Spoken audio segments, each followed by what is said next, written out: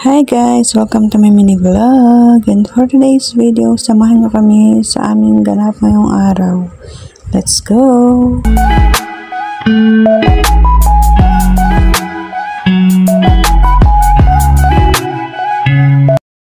Good morning guys! Ito nga at nakabihis nga ang mga person. Saan na naman tayo mapapadpad nito? Ayan ang aking dalawang makulit na chikiting. Ayan at masaya na naman nga ang dalawang chikiting dahil nga makakagala nga sila at wala nga pasok ngayong araw. Kaya naman isinama nga namin sila. Naubusan na naman nga tayo ng gasol kaya naman bibili nga tayo ulit ng ating gasol para nga makapagluto tayo. Hindi na naman nga ako nakapagluto ng aming pagkain kaya naman for the gutom na naman ang mga person. 10:30 na nga ng umaga ng mga oras na yan kaya naman gutom na nga ako at ang aking mga tsunakis. Wala pa nga kaming almusal kaya nga ayan for the hanap tayo ng makakainan. At eto nga pumunta nga kami dito sa dati namin pinagkakainan.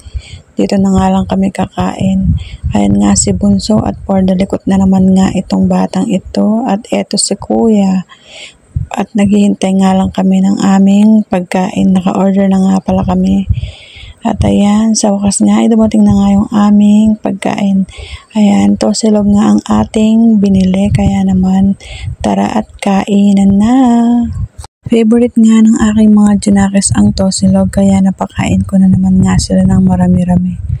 At ayan, pagkatapos nga namin kumain ay umalis na nga kami. Sinabihan ko nga muna si Mister na pumunta nga muna kami dito sa San Fernando dahil nga pupuntahan ko muna yung aking kapatid bago ako bumili ng gasol. Madalang na nga lang tayo makagala dahil nga busy na nga tayo sa ating mga estudyante. Hindi nga magkatugma yung oras ng ating mga estudyante kaya naman maghapon nga tayong pabalik-balik sa school. Ang hirap talaga pag hindi sila pareho ng oras. Kaya talagang sobrang nakakapagod kapag naghahatid sundo nga tayo dahil nga pabalik-balik. O siya guys, hanggang dito na nga lang yung aking mini vlog. Maraming salamat sa panonood.